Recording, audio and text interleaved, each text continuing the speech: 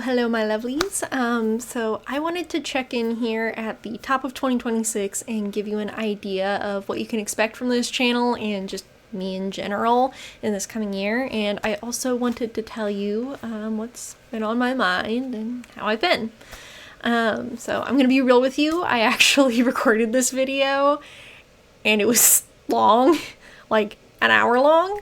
But as I started editing it, I realized it was a lot of pointless rambling, and anyone watching would probably struggle to understand my big points, so I'm trying again.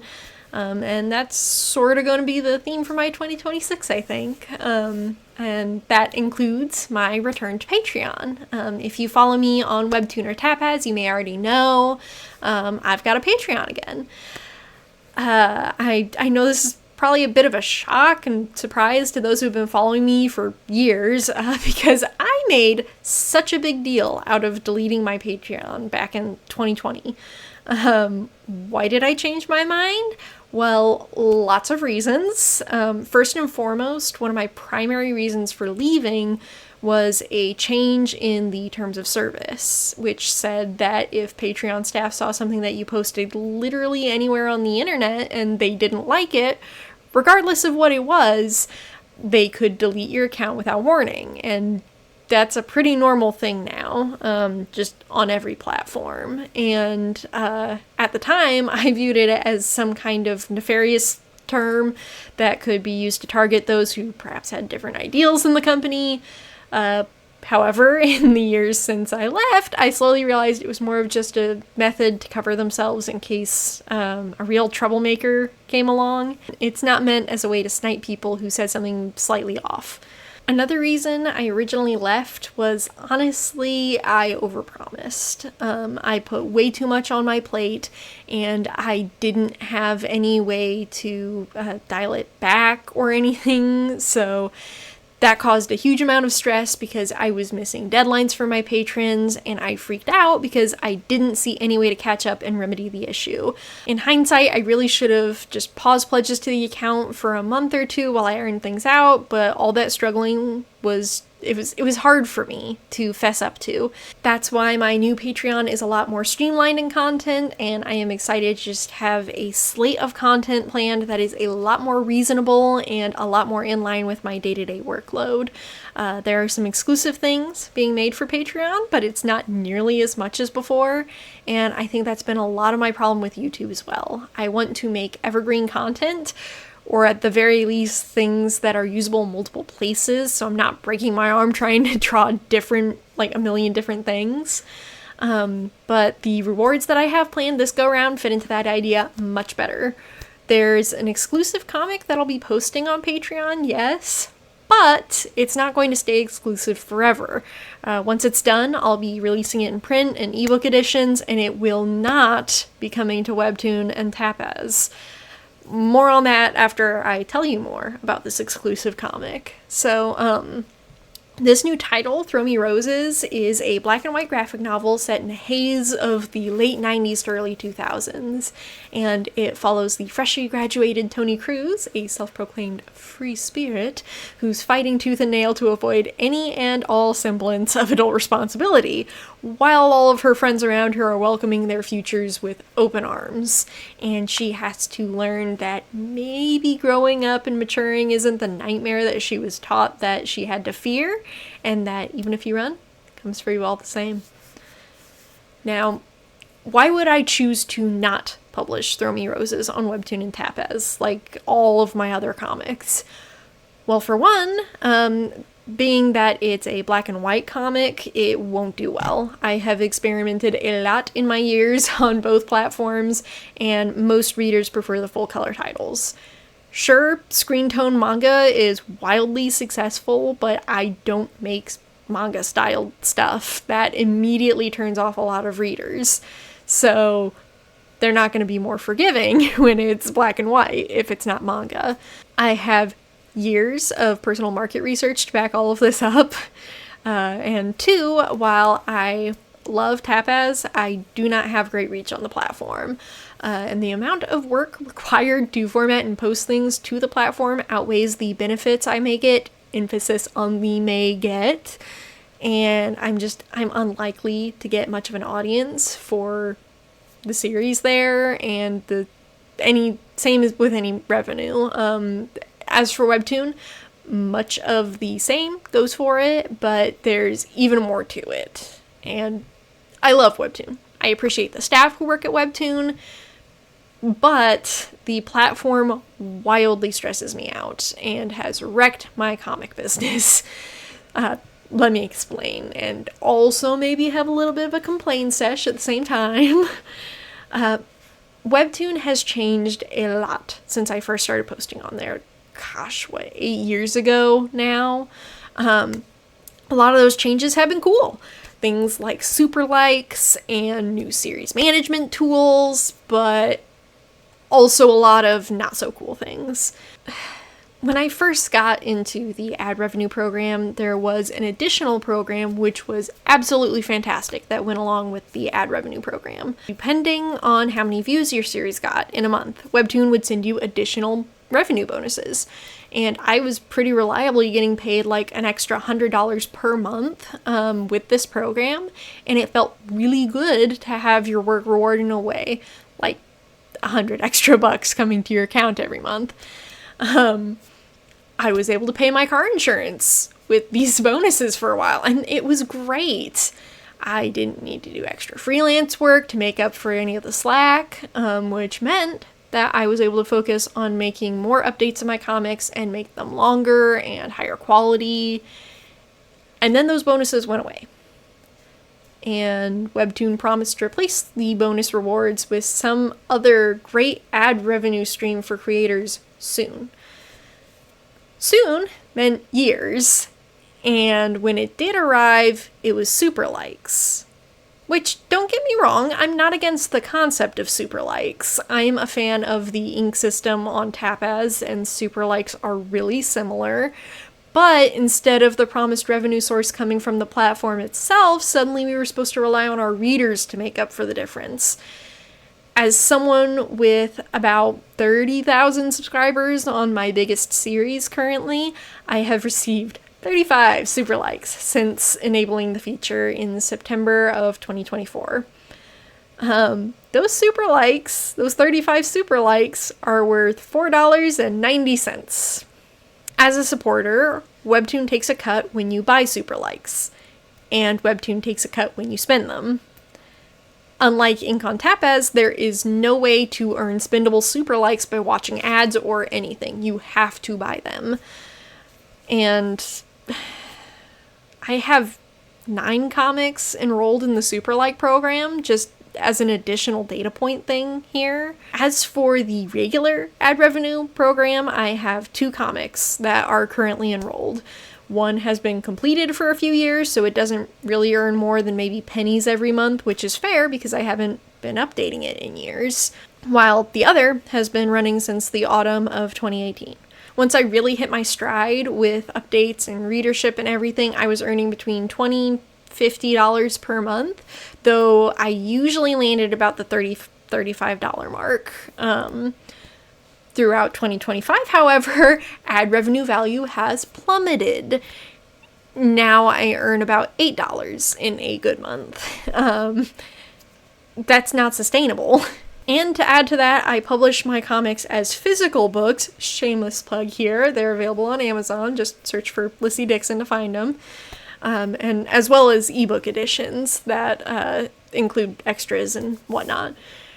Realistically, at this point, selling copies of my books should be the best way for me to earn revenue from my work. However, the culture of just the readership surrounding Webtoon has ruined the understanding of a lot of readers. They want more long updates, they want them fast, and they want them free. When you mention wanting to be compensated for your work, these readers get confused. They can't understand why you started a Patreon or why you shill your books and merch. And to be clear, this isn't something that all readers do. In fact, I have a ton of lovely, understanding readers who are very encouraging in just all sorts of ways, and I am so grateful for them. But I also encounter a surplus of readers who have gotten such a skewed sense of entitlement to free content that they almost get offended when you suggest that they may need to pay for something.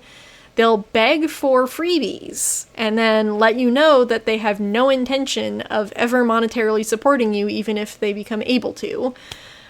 Don't get me wrong, I understand free content is awesome, but it's not sustainable for creators at all. In the grand scheme of the world, free content like the internet age has come to offer is extremely strange and new. I also understand that many appreciate free content because they simply do not have disposable income to spend on anything like that. But there's a huge difference between readers saying that they won't pay for things versus saying that they can't. Many fall into the won't camp, whatever. But they'll say it to your face with a grin, and it is horrendously discouraging. They don't even understand why it's a demoralizing thing to say to an artist. Comics are not free to create.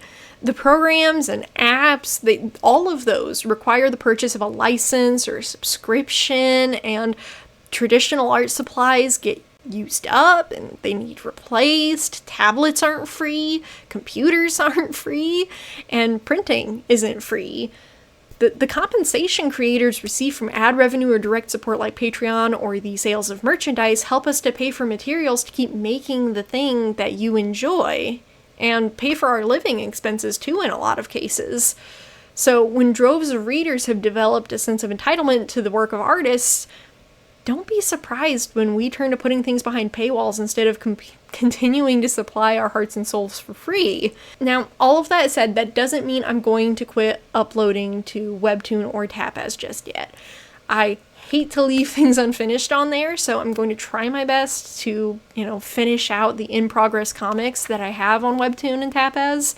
But going forward, I'm not planning to release new titles on either platform, just point blank. That got a little bit intense, but it's something that I've kind of been dwelling on a lot for the past couple of years, really, and I felt it important to get out there. Maybe other creators will feel similarly, I don't know. But thank you to all of the wonderful readers who get it, though. You guys are like unicorns in the landscape of the free-to-read world that we are in now. But now, time for a more fun topic. In 2025, I published the second volume of The Pumpkin Sells Real Estate, plus a new book titled Hospice Boys. I had a ton of fun writing my second novel, even if it did present a lot of challenges. Shout out to my editor, Rachel. She was the perfect lady for the job. And I'm excited to say that I will be publishing a few books this year, too. Hopefully including Wrong About the Stars, Volume 1. If you're a reader of Wrong About the Stars, you may be thinking, wait, hang on. Thought Wrong About the Stars was going to be a standalone book. And you would be right. That was originally the plan, but with the price increases involved in manufacturing a longer full-color book with oversized pages, it's just not feasible. So, instead, I'm choosing to split the book in half, and with that comes a few minor rewrites and changes, plus some brand new pages. I'm excited to share the revisions with you, and I'm looking forward to letting you know when it's available. I'm also hoping that funds from Patreon could help me hire on a paid assistant to color the second volume for the comic. I'll probably open applications in my Discord server whenever it comes time for that, so keep an eye on that. Link in the description for the Discord. Now, 2026 won't bring too much change in the realm of The Pumpkin Sells Real Estate if all goes to plan. Still gonna update every other Thursday evening on Webtoon and Tapas, so keep checking for it. I took some time off through December, and it was lovely. I was able to work on so much other stuff, and I'm looking forward to continuing production on Volume 3 now that the break is over. Now, I'm not sure how many videos I'll post to YouTube this year. I've changed the way that I want to edit long form videos like this though. Fewer cuts, less music, just generally less editing. It makes it a lot easier when I can essentially record and then just immediately upload. But I want to balance that with making videos of value. I don't want to make videos just for the sake of making videos. I want them to be deeper discussions, both in the video contents and in the comment section. I want to foster an environment where the comments aren't just pointing out a funny part of the video or directly quoting something that I said, and that's just it. That's all the comment is. I want to hear what you guys have to say. And I can't remember who it was specifically, sorry. But I believe it was a Minecraft YouTuber who once made a video expressing how disappointing it was to see that many comments just had no substance to them. They were just repeating a quip from the video with like a laughing emoji or something. And that message from that video has stuck with me for a long time and made me really reevaluate the way that I interact with other creators. Trying to leave actual thoughtful feedback in their comment section and not just a laughing emoji or some kind of dime a dozen comment. And with the rise of short form content and an avalanche of ultimately meaningless content flooding the internet, I want to focus on real human connection and actually having meaning and thought behind what I make. I'm not innocent of any of the things I'm speaking against here, and that's why I want it to change. I like real feedback. I like in-depth explanations of why something resonates with you. You know, stuff like that. A lot of the short, low-effort videos wind up just being popular because they're short and they don't take any thought to engage with, but that's all the more reason for me to prioritize more thoughtful videos, just to weed out all of the low effort engagement and have real connection. I doubt that my YouTube channel will ever become a big thing, and maybe that's for the better because it makes it so that I'm just doing it for the love of the game, you know? I've been making videos on and off for fun, just since 2017 at this point. And in that time, I've never fully had an idea of what videos I want to make. I've tried so many different things. But I think I know now. And I won't commit to a schedule. That will never stick with me and the way that I tend to go about making videos, but I do want to commit to making videos that either have an artistic value, educational value, or interpersonal value. And if you catch me making cheap little videos, you can call me out on it. And if you catch me just replying and explaining myself without actually mentioning how the video is valuable to me or those that I wish to help, call me out on again, please. I don't want to fall into any sort of form of just complacency with what I make. I want to continue making things that are valuable. Finally, how have I been doing?